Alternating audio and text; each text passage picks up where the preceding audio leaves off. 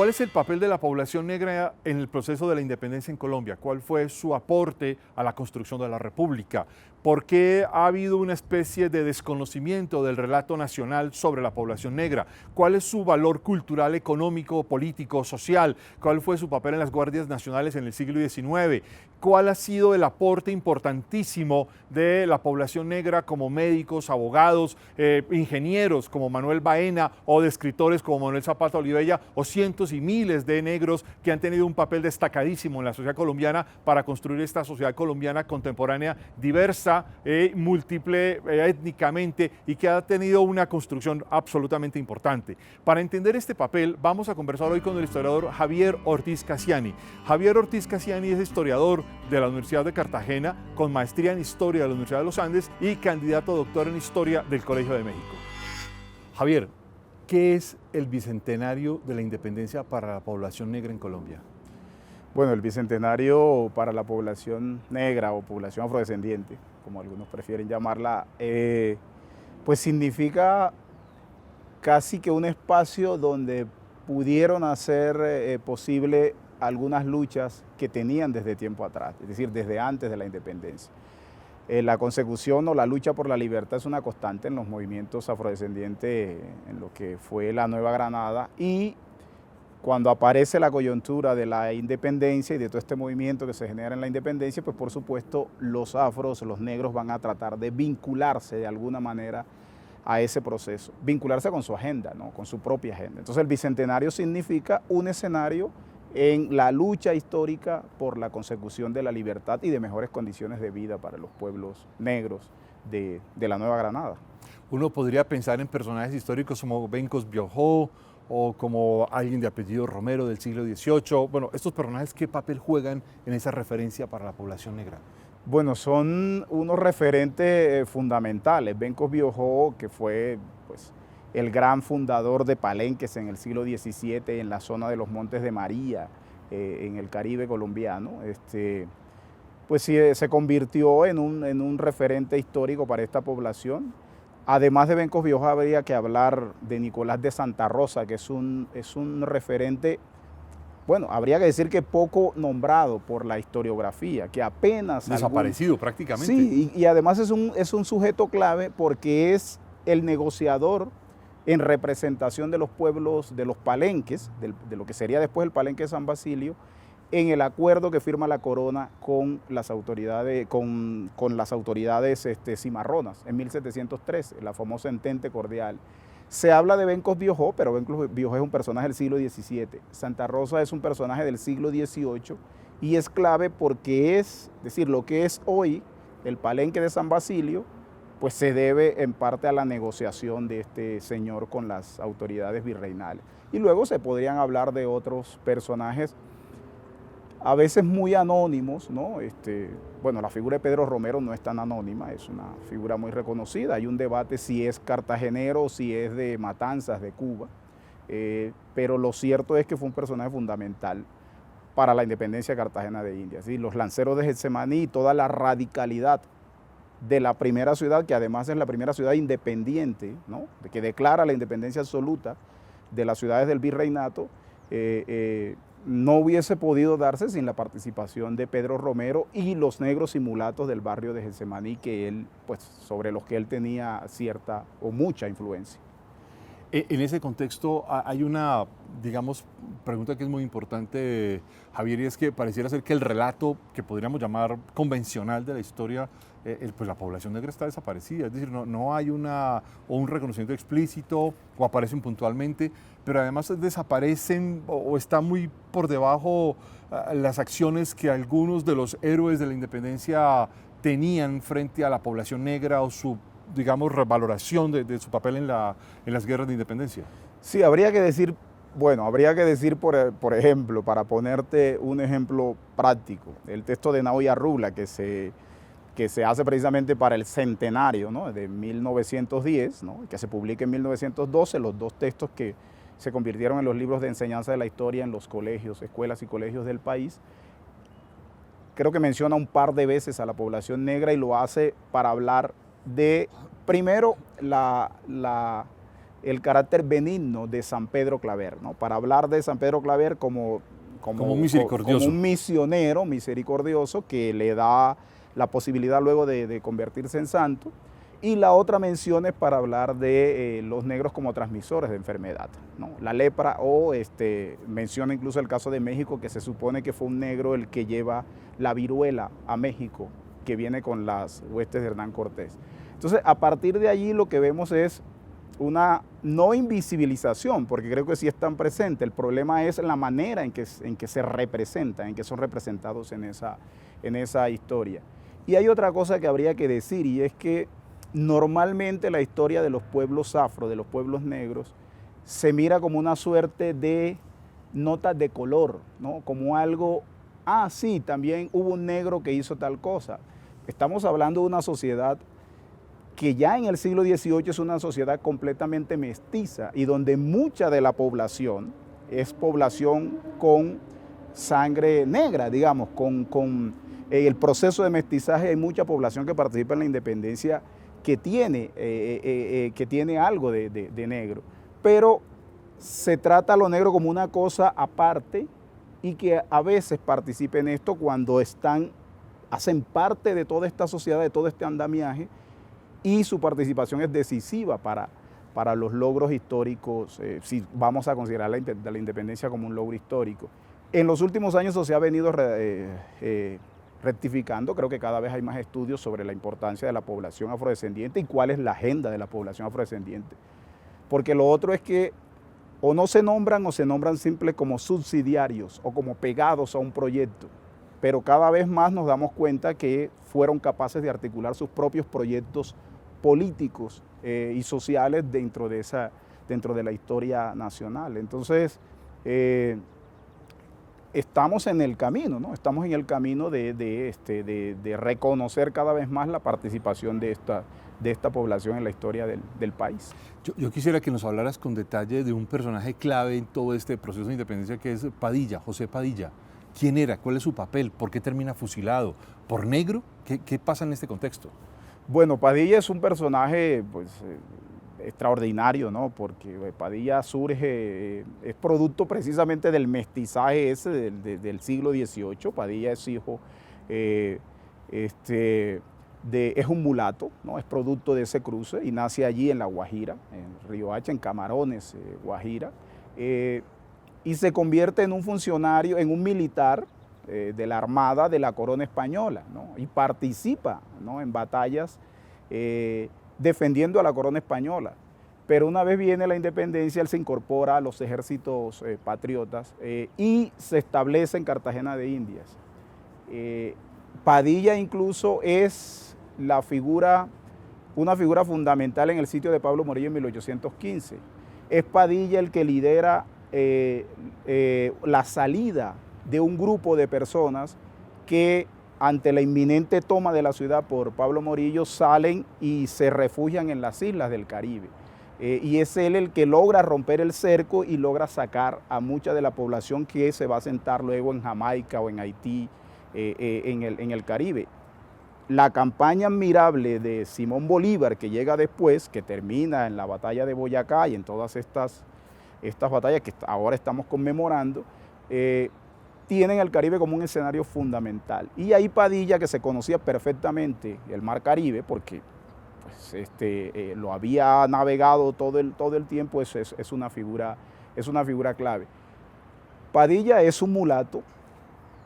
Simón Bolívar había tenido dificultades por la importancia de la llamada pardocracia venezolana. Es decir, la pardocracia era un sector de mulatos que habían adquirido, tenían poder económico algunos y tenían mucha influencia política, ¿no?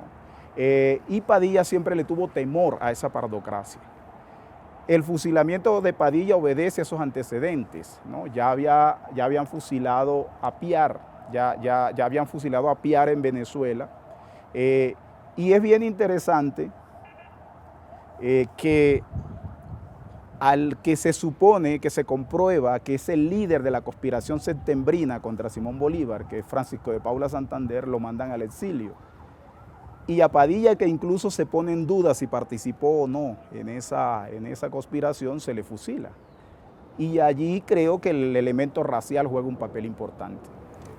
Bueno, Javier, todo este contexto de las luchas por la independencia, de la ruptura de la relación con la corona, de la ruptura del reino de la Nueva Granada, todo lo que está en ese contexto, digamos, genera una posición y una valoración y una condición de la población negra.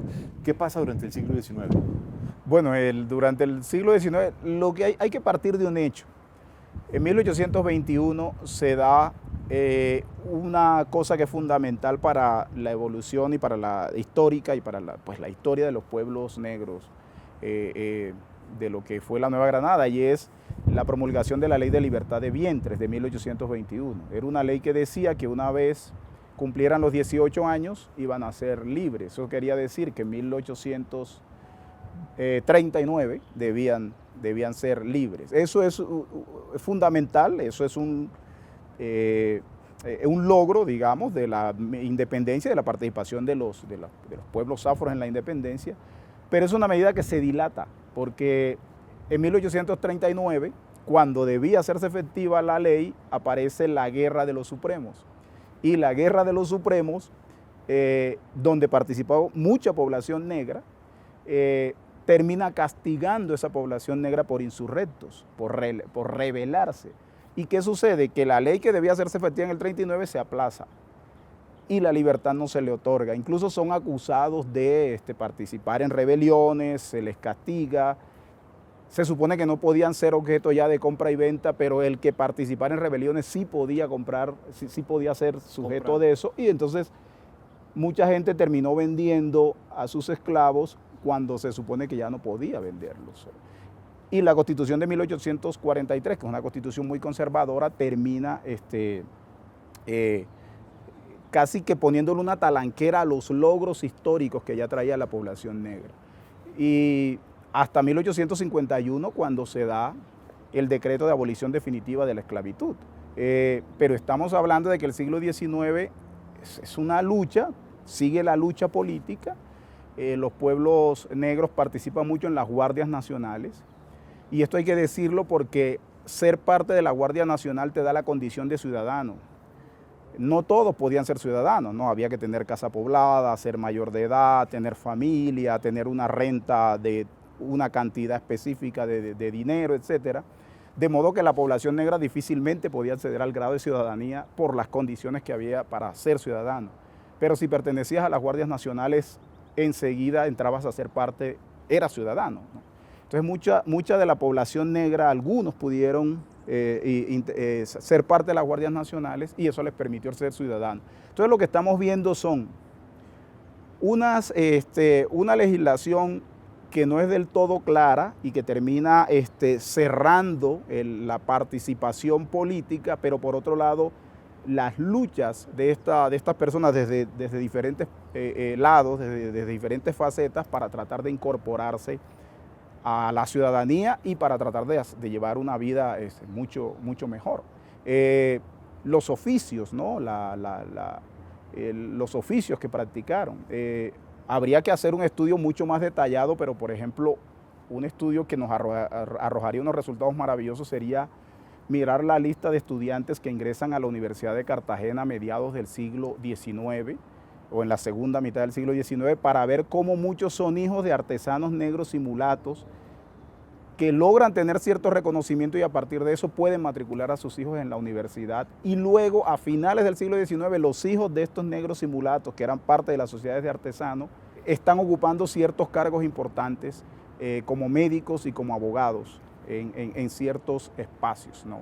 Entonces, cuando hablamos del siglo XIX hay que hablar de las dificultades, pero hay que hablar también de los logros, ¿no? de lo que se pudo lograr en medio de esas dificultades. No recuerdo el nombre, Javier, pero hay un personaje negro, si no recuerdo mal, de la región de Antioquia, que escribe un libro, algo así, Cómo ser ingeniero negro en Colombia, y representa un poco esta trayectoria también, aparte de los abogados y los médicos que aparecen en la costa Caribe. Sí, no, digamos, sí, porque este personaje está ubicado más en el siglo XX que en el siglo XIX. Este es un personaje más de principios del siglo XX, que está narrando a través de unas memorias que escribió, que se llama Cómo se hace un negro ingeniero en Colombia, que es muy diciente, el título ya es una declaración de principios, ¿no? El mismo título. Y lo que está él relatando es las dificultades que tuvo en su condición de afrodescendiente, las dificultades que tuvo en Antioquia, y cómo se viene acá y logra sacar el título de ingeniero. Pero el siglo XX está lleno de eso, ¿no?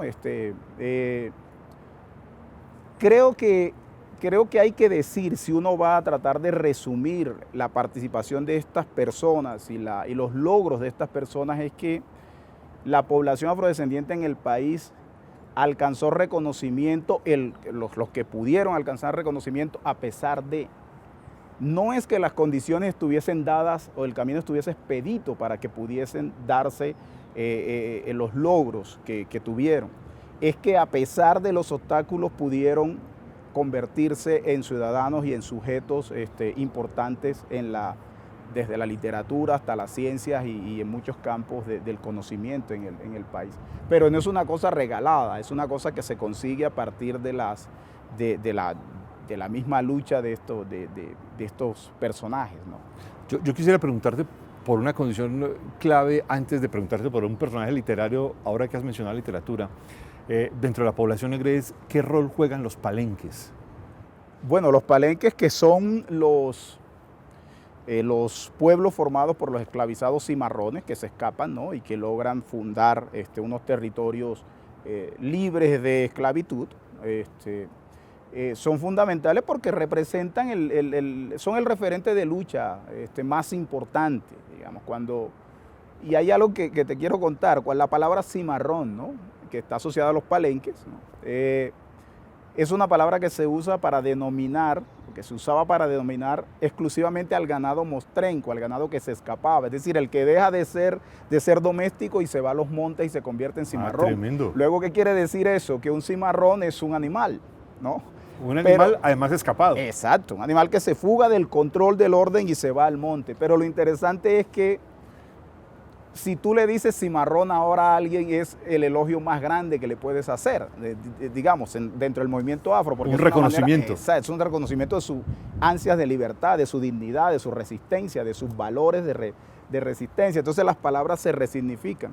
Por eso los palenques son un referente muy importante para la población, y hay que analizar los palenques no solamente en su capacidad de resistencia, sino en su capacidad de negociación y construcción política. Porque si uno analiza la formación del Palenque San Basilio, además de la tradición histórica de resistencia, lo que hay es una capacidad de negociar con la corona también. El tiempo se va corriendo, Javier, y hay muchísimas preguntas. Pero tengo que preguntarte además, ¿vive la población negra este proceso de construcción de nación o de participación de nación o de inventarse un país igual o similar en la región Caribe que en la región Pacífico? No, hay diferencias sustanciales entre el Pacífico y el Caribe que están dadas por las mismas dinámicas de la esclavización, ¿no? La esclavización del Caribe y la del Pacífico tiene algunas diferencias, y esas diferencias son importantes a la hora de vincularse en este proyecto de construcción de nación, dentro de las dificultades que eso implica. Por ejemplo, Cartagena de Indias es una esclavitud básicamente ajornal o una esclavitud doméstica, una esclavitud de servicios, ¿no? Un esclavizado que está en la calle prestando servicios y que tiene un propietario, o que es doméstico. En el Pacífico la esclavización es una esclavización más relacionada con la minería, sobre todo en el Chocó, y con la hacienda. De modo que es una población que tiene menos relaciones con el resto de población, con la población blanca, porque una mina pues la puede manejar un capataz, una cuadrilla de 12 esclavizados la maneja un capataz, y la relación básicamente es entre ellos. En el Caribe el proceso de mestizaje fue muy fuerte, por eso tú ves las diferencias en la construcción actualmente, en la construcción política de los movimientos afros en el Pacífico y en el Caribe son diferentes precisamente por esos antecedentes históricos que hay. Entonces, por eso es importante entender esas dinámicas de la esclavización para entender las dinámicas actuales de los procesos de construcción política. Tengo que preguntarte necesariamente por un personaje que me parece fundamental en la literatura colombiana, negro, que es Manuel Zapata Olivella. Bueno, Manuel es, creo que Manuel llegó a ser en algún momento, en los años 60, hasta el 70 quizás, el intelectual más importante que tuvo el país, por lo menos en los años 60. e incluso importante no solo por su lucha alrededor de la población afrodescendiente, por su visión universal. Manuel era quizás de los pocos intelectuales que estaba dialogando con los intelectuales del Caribe, ¿no? Con todo este movimiento que se está dando en el Caribe, ¿no? Pues leyendo a Aimé Césaire, dialogando con Glissant y dialogando con todos estos intelectuales que han sido tan importantes con Fanon, ¿no? Y con todo esto que se está desarrollando en el Caribe. Quizás de los intelectuales más cosmopolitas, además. Nosotros, y eso hay que decirlo, a pesar de la idea de la Atenas suramericana y todo esto, somos una sociedad que se construyó muy mirándose al ombligo. Y creo que Manuel Zapata Olivella es alguien que le dio una dimensión cosmopolita al conocimiento nacional, no solamente desde los estudios afro, sino a través de todo lo que hizo en literatura. Letras Nacionales, la revista que fundan, por allí pasaron los que luego serían los grandes escritores de este país, todos escribieron en esa revista que fundó Manuel Zapata Olivella. ¿Cuál es, así muy corto, Javier, hoy la posición o la consideración que harías sobre la población negra en Colombia a 200 años de la invención de esta república? Bueno, yo creo que se han conseguido logros, y repito, los logros que se han conseguido es por la resistencia, no porque el camino esté completamente abierto. Sigue siendo difícil, sigue existiendo una relación muy fuerte entre clase y raza en este país. Las zonas de población negra son las zonas más pobres del país y creo que esa es una brecha que hay que empezar a cerrar. Creo también que que la historia es fundamental para eso y creería que los movimientos afrodescendientes, consejos comunitarios, organizaciones, en fin, han hecho una labor importante, pero también es cierto que hay que empezar a depurar algunos vicios que ha generado también esa misma política, porque muchos han sido cooptados. Te voy a poner solo un ejemplo, el tema de las consultas previas. Las consultas previas que se supone son un elemento de cogobierno, es decir, si el proyecto se va a realizar en este espacio donde yo vivo, yo tengo que defender mi programa o mi idea de desarrollo con la idea de desarrollo que trae el Estado que piensa establecerse allí, se han convertido en una indemnización en vez de una capacidad de cogobierno, de administrar el territorio en forma conjunta. Y eso se ha prestado también para algunos vicios que lastimosamente se presentan sin desconocer todos los logros que se han hecho a partir de estas políticas de reconocimiento a la población afrodescendiente. Pues Javier Ortiz Casiani, historiador, muchas gracias por haber participado en Hechos y Relatos de Nación. No, pues Carlos, encantado de estar aquí. Muchas gracias.